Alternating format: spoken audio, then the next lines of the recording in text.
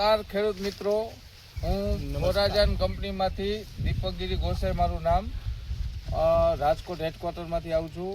આપણે એક એવા પ્રગતિશીલ ખેડૂત પાસે આવેલા છે કે જેમને ફોરાજન કંપનીનું માસ્ટર 1323 સાઇલેજ કરવા માટે એને ઉપયોગ કરેલો છે. તો આપણે ફાર્મરની પાસે એના રિવ્યૂ જાણીએ કે તેને કેવું લાગ્યું અને એના માટે શું એનો અભિપ્રાય છે તે જાણીએ. શું ભગવાન તમારું નામ?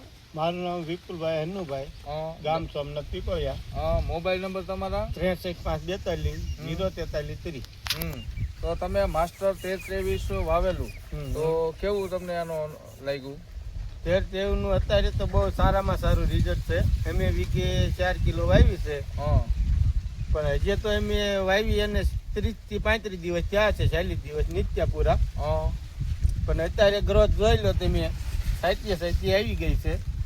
પણ મારા ખ્યાલ પ્રમાણે આ જાય છે 12, 13, 14 ફૂટ ઊંચી વહી જાય છે એવો અંદાજ છે. સાઇલેજ બનાવવા માટે તમારે આટલા વર્ષથી તમે મકાઈ વાવો તો એના માટે જો પહેલી જ વાર અમારી માં 1323 વાવેલી, એના ગ્રોથ પ્રમાણે તમે બીજી વારંવાર વાવતો હોય, એના અભિપ્રાય પ્રમાણે અમારું કઈ અલગ દેખાણ? બીજી બધી મકાઈ કરતા તમારું અમને બી એકદમ પસંદ આવી અને સારામાં સારી છે. ને વીઘે અંદાજ છે 400-450 મણ નીકળશે સાઇલેજ બનવામાં.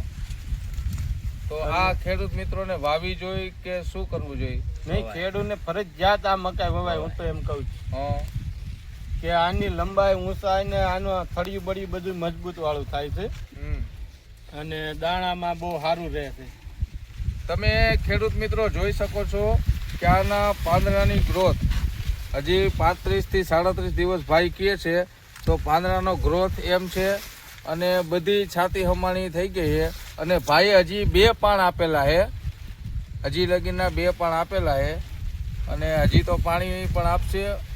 અને એ પ્રમાણે આપણે જોઈ શકીએ કે ઊંચાઈ એની જોઈએ, એનું થડ પણ એટલું જબરજસ્ત થાય છે. ઘેલા સોમનાથમાં સાઇલેજ કરવા માટે મકાઈ તો બહુ વવાય છે, કારણ કે એક આપણે જોવા જઈએ આપણે સૌરાષ્ટ્ર તરફથી તો ઘેલા સોમનાથ એક સાઇલેજનું હબ કહેવાય. અને એમાં આપણા પ્રગતિશીલ ખેડૂએ આપણી માસ્ટર 1323નો આપણા કહેવાથી અને આપણા ડિસ્ટ્રીબ્યુટર ચામુંડા ઓર્ગેનિકના કહેવાથી એને તેમને ઉપયોગ કરેલો હતો અને એનું આપણે રિવ્યૂ આજે જાણીએ. અને વિપુલભાઈ, આ તમે બધી અમારી બાજુમાં ખતરા જોયા, બધું જોયું, આ અમારા જર્મિનેશન એટલે કે ઉગાવાનો કેવો પ્રશ્ન રહ્યો? બધી ઉગી ગઈ કે ખાલા પડ્યા કે શું રહ્યું? એમાં એમ છે ભાઈ, અમારા પાડોશી બીજી મકાઈ વવાણી છે, એમાં 50% ખાલા પડ્યા છે અને આ બિયારણ લીધા પછી એમાં ઈ નામનો પ્રશ્ન નથી. આમ બહારથી મંગાવ્યું, આમાં ખાલું બિલકુલ નથી પડ્યું, વધારે પડ્યા. રેડી. આપણે ભરતભાઈને રહી એને વધારે પડ્યા, એને ખાલા પાછળથી બુર્યા. તમારે એવો કઈ પ્રોબ્લેમ આવે? નહીં, જરાય નહીં, એકદમ યવન છે બી. થેન્ક યુ વિપુલભાઈ, ધન્યવાદ, તમારો આભાર.